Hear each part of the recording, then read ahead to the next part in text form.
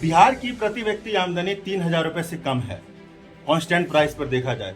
और शंकरशन ठाकुर लिखते हैं कि पिछले 3 दशक से नीतीश कुमार और लालू प्रसाद यादव इस बिहार पे राज कर रहे हैं। आप वैचारिक हैं, संघर्षशील हैं, और जो विकल्प दिख रहा है इस समय जनता से बात करें तो वो तेजस्वी जी का नाम लेते हैं। आप मुखर होकर के वो पूरी जो एक पृष्ठभूमि है उस पर आप प्रतिक्रिया देते हुए नहीं दिखाई देते हैं। और हमारी विचारधारा, हमारी पार्टी की विचारधारा हमको यही सिखाता है, लेट्स एग्री टू डिसएग्री। सहमत और असहमत का अधिकार लोकतंत्र में सबके पास सुरक्षित है। मैं एक उदाहरण आपको दे देता हूँ कि सबसे पहले महिलाओं को नगद डायरेक्ट कैश देने का प्लान कांग्रेस पार्टी मध्य प्रदेश में घोषणा की।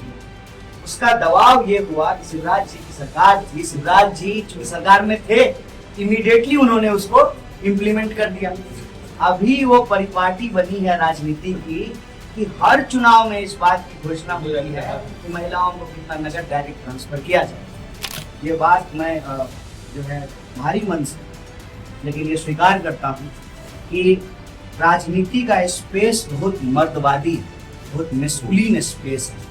धक्का धुक्की, फोटो खिंचाना, चेहरा दिखाना, तो उसमें महिलाएं जो है अपने आप को थोड़ा पीछे कर लेती हैं।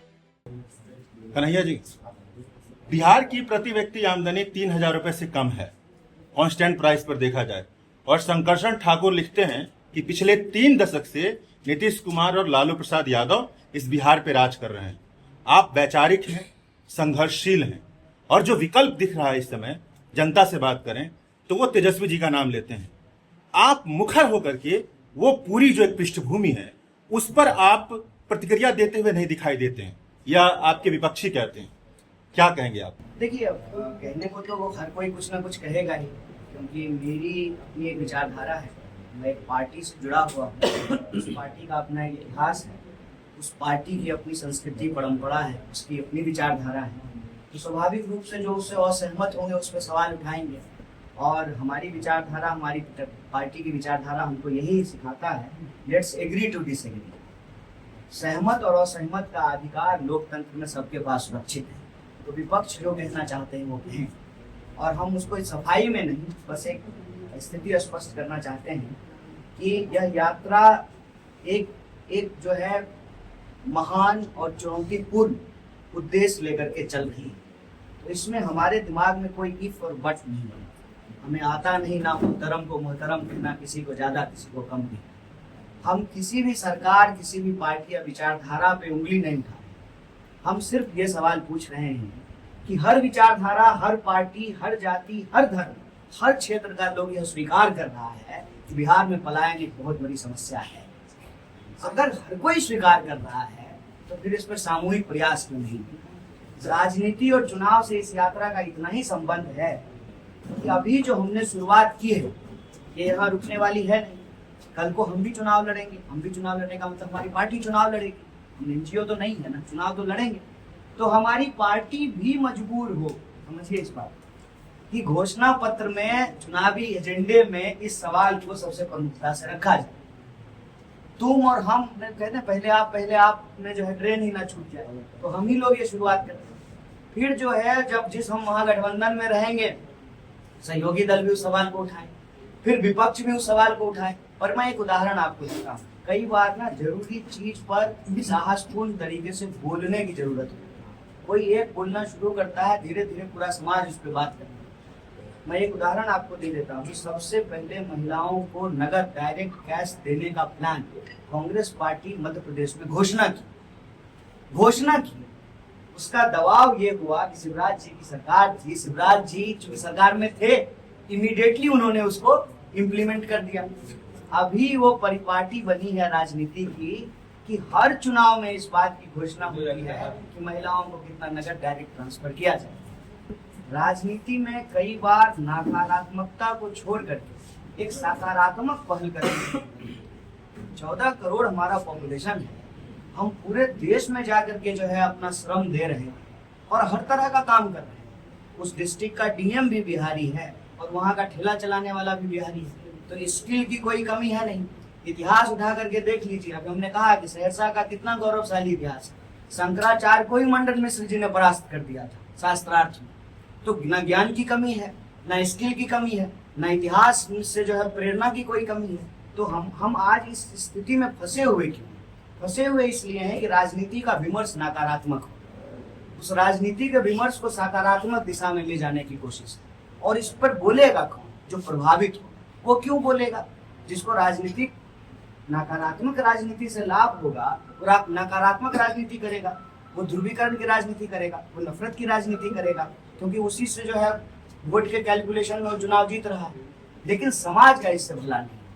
हकीकत ये है कि सरकार का, आपने एक आंकड़ा बताया 3000 से कम, दूसरा आंकड़ा बताता मात्र 7% लोग बिहार में ग्रेजुएट हैं। हर घंटे किसी ना किसी महिला का एब्डक्शन हो रहा है, उसके साथ जो है ना क्राइम हो रहा है, अपराध हो रहा है। और कल या परसों एक पत्रकार ने हमको कहा कि बिहार में रेवेन्यू नहीं है तो आप कीजिएगा कैसे? मुझे बहुत अजीब लगा। देखिए कि कैसा साइकी हमारा बना दिया गया है कि बिहार में कुछ है ही नहीं। और उसी सवाल का जवाब देते हुए हमने कहा कि पेट्रोल से प्यास तो नहीं बुझेगी। हर किसी को पेट्रोल से प्यास सिर्फ और सिर्फ अंबानी और अदानी की बुझ सकती है। आम लोगों की प्यास तो पानी से ही बुझेगी। हमारे पास पानी का इतना बड़ा सोर्स है कि बाढ़ भी इसका बनी हुई है। अभी इन्होंने कहा पानी की कमी नहीं है, पानी की अधिकता। तो पानी जब इतना बड़ा रिसोर्स है तो आप कैसे कहते हैं कि बिहार के पास रिसोर्स नहीं है? दूसरा, 90% और सुपर फूड है मखान। 90% मखान जो है सिर्फ बिहार में प्रोड्यूस हो रहा है। यहाँ जो है गन्ना में हम बहुत आगे थे, मक्का में हम बहुत आगे थे। तो इसका मतलब ये कि हमारे पास एग्रेरियल प्रोडक्ट है, मतलब पानी है, खाना है। और सबसे बड़ी शक्ति क्या होती है? पहाड़ काट करके दशरथ मांझी ने ही तो रास्ता बनाया। श्रम, मजदूरी, मेहनत, मानव श्रम का जो है इतना बड़ा सेंटर ये है। तो सब कुछ होने के बावजूद हम पिछड़े क्यों? हम पिछड़े हुए इसलिए हैं कि हमारे लिए जो नीति निर्धारण कर रहे हैं ना, उनके अंदर नियत की कमी है। नियत अगर हो कि हम जिस मिट्टी में पैदा लिए हैं, इस मिट्टी को हम बेहतर बनाएंगे। अब हम एक सिंपल एग्जांपल आपको देते हैं। सहरसा के ही बाकी गांव की तुलना में बनगांव बेहतर क्यों है?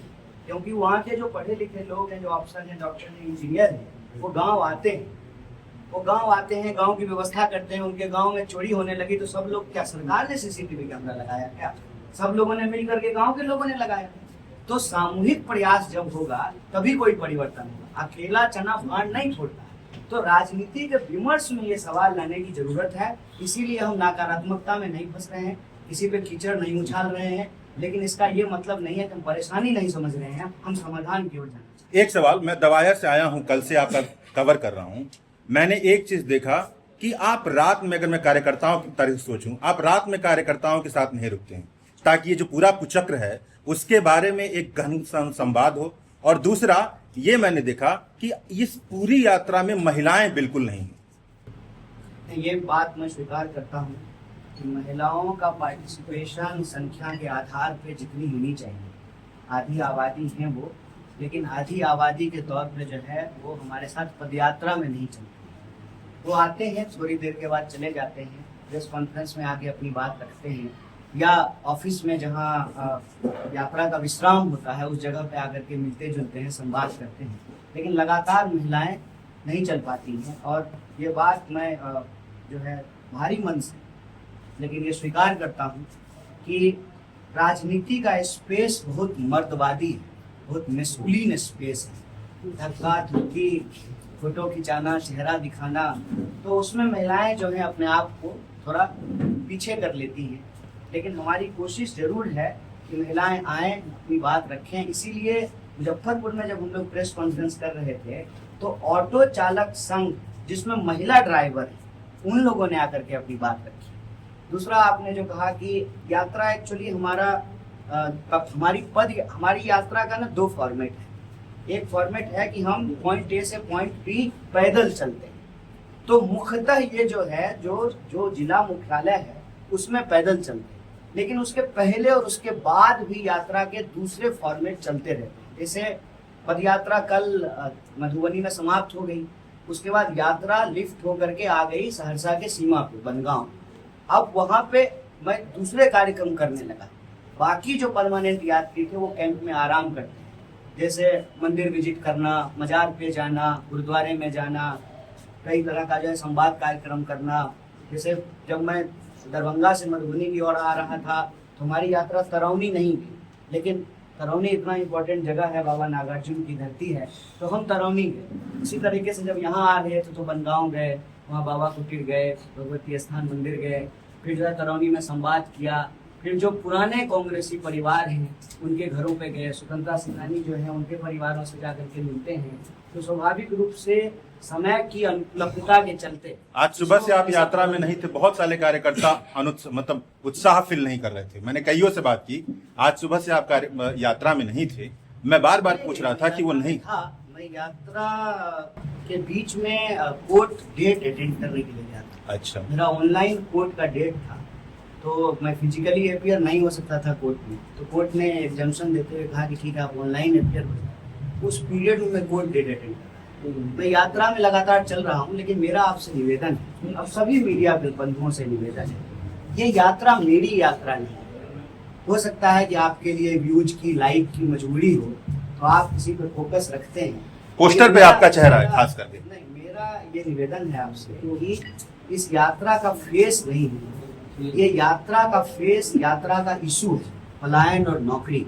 मेरा आप सब लोगों से निवेदन है कि आप ना व्यक्ति पर फोकस करने की बजाय यात्रा पे फोकस करें, उसके इशू पे फोकस करें, और हमारी तरह जो और भी लोग चल रहे हैं ना, थोड़ा उनको भी लाइमलाइट दें, थोड़ा उनको भी अपने कैमरे पे जगह दें, थोड़ा उनकी भी चर्चा करें। द वायर के और वीडियोस देखने के लिए सब्सक्राइब करें और बेल आइकन पर क्लिक करें। स्वतंत्र पत्रकारिता की आर्थिक मदद करने के लिए डिस्क्रिप्शन में दिए गए लिंक पर जाएं और अपनी राशि चुनें।